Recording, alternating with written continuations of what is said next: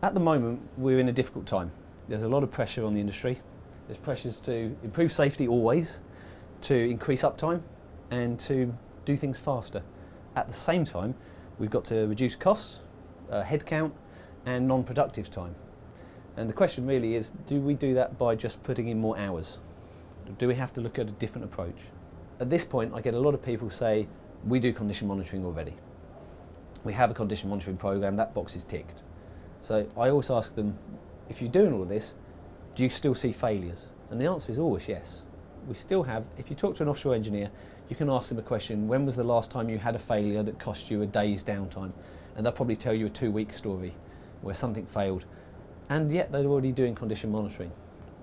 So, is it truly effective? This was my technique when I was a student. I'd be walking along and I'd get a wet foot. And I know it's time to buy a new pair of shoes. And that's disaster recovery. Unfortunately, couldn't do anything else. And shoes, okay, they might not cost too much, but perhaps I was on my way to a job interview and I got a wet foot and I took my shoes off and I missed my bus and it was my dream job and I could have been running the company by now. Think of the millions I've lost. Okay? There is always associated cost with a failure, even if the cost of the equipment is low. Another option is periodic maintenance. This is my wife's choice, and periodically she buys a new pair of shoes almost every week now. She never gets wet feet. It's foolproof, but it costs a lot of money, and I don't think some of her shoes have worn out quite enough. And we laugh, but this is what we do. We go to a piece of equipment, and whether it needs it or not, we change this, this and this periodically for no reason. And when we change it, we open it up and we let lots of contamination in, and we cause damage from the outside environment. So should we do it whether it needs it or not, or should we do something a bit smarter?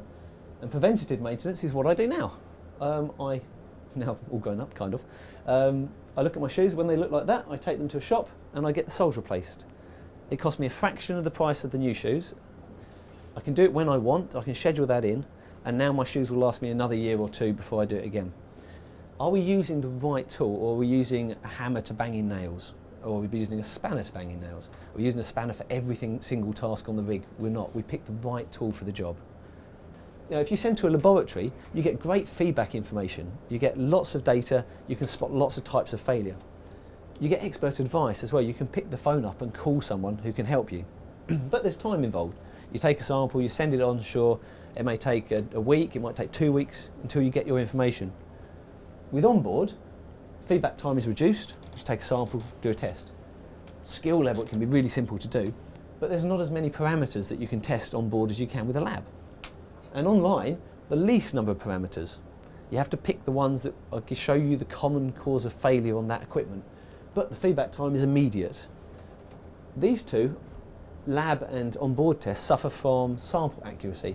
If you take a small sample of oil from a big reservoir, if that sample is not representative of the whole reservoir, neither is your result. With an online sensor, you get the best accuracy because it's measuring all of the oil. If you've got a really critical piece of equipment, you might decide to combine those and you cover all eventuality. The question is, how do you choose which ones to do on which piece of equipment? The key is choosing a condition monitoring option that gives you enough warning to take action.